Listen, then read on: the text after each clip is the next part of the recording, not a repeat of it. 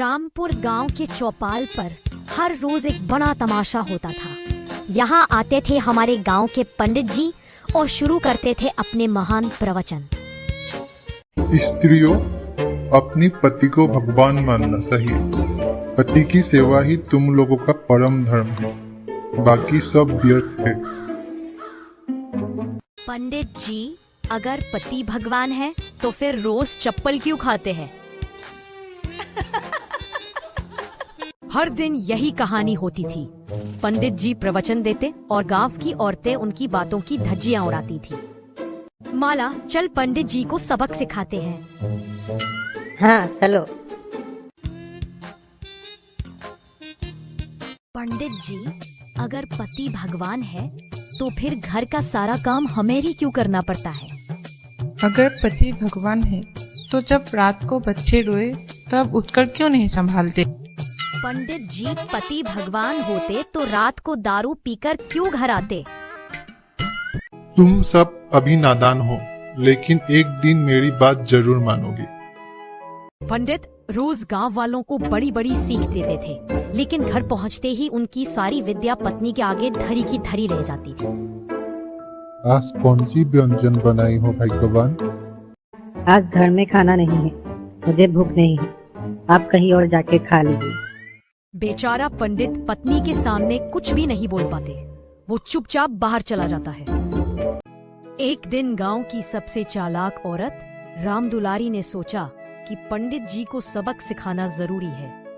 कल मैं पंडित को अपने घर बुलाऊंगी, देखना मैं उसे कैसे सबक सिखाता हूँ। लेकिन पंडित जी तो खुद को भगवान से कम नहीं समझते, क्या वो मानेंगे?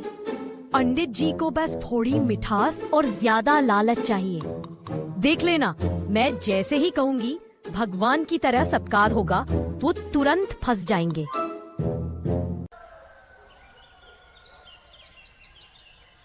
पंडित जी, आप तो हमारे गांव के सबसे बड़े ज्ञानी हो। कृपा करके आज हमारे घर आइए और भगवान की तरह सत्कार पाएं।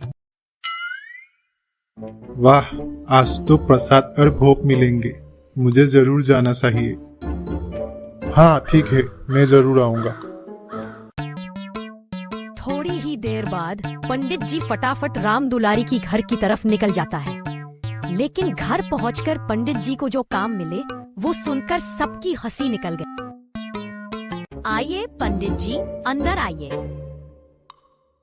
इतना बड़ा घर, आज तो पूरा मस्त भोजन मिलेगा। पंडित जी, आप तो खुद को भगवान मानते हैं, तो आइए पहले गौ सेवा कर लीजिए। पहले गायों को नहा लीजिए पंडित जी, बाद में हम आपकी सेवा करेंगे। पंडित मन ही मन सोच रहा है कि ये कैसी सेवा कर रही है मेरी। लेकिन पंडित फंस चुका था। उसके पास गाय को नहलाने के सिवा दूसरा उपाय नहीं था। गौ सेवा को तो परम पुण्य का काम माना जाता है। मैं अभी नहला देता हूँ।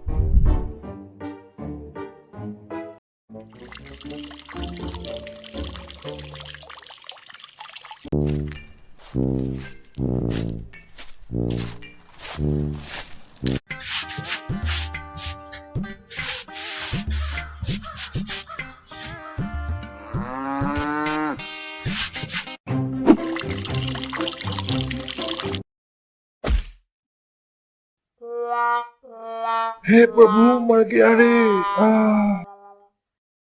क्या हुआ पंडित जी? कुछ आवाज सुनाई दी थी। अब इतना कुछ कर ही दिए तो गौशाला को भी साफ कर दीजिए। हे भगवान, आज मैं कहाँ फंस गया। ठीक है, साफ कर देता हूँ। इसी बीच रामदुलारी गांव की बाकी महिलाएं को भी वहाँ पर बुला लाती है। अरे पंडित जी, आप तो खुद को भगवान मानते हो, भगवान होकर ये सब क्या कर रहे हो? तूने मुझे यहाँ बुलाकर मेरा अपमान किया है रामदुलारी। तीनों वहाँ से भीतर चला जाता है। नहीं पंडित जी, मेरा मकसद आपको अपमान करने का नहीं था। मैं तो बस आपको ये एहसास दिलाना चाहता था कि सेवा सिर्फ औरतों का काम नहीं है, मर्द भी उतनी ही जिम्मेदारी निभा सकते हैं। पंडित जी चुप हो गए। उनकी मूछें झुक गई और चेहरा लटक गया। हाँ रामदुलारी, तुमने ठीक ही कहा है। औरत और पुरुष दोनों बराबर है। सेवा करना सबकी कर्तव्य होता है। और इस तरह एक चालाक औरत ने पूरे गांव को हंसी हंसी में एक बड़ा सबक सिखा दी। अगर वीडियो अच्छी लगी तो वीडियोस पर लाइक, कमेंट और चैनल को सब्सक्राइब करना मत भूलना।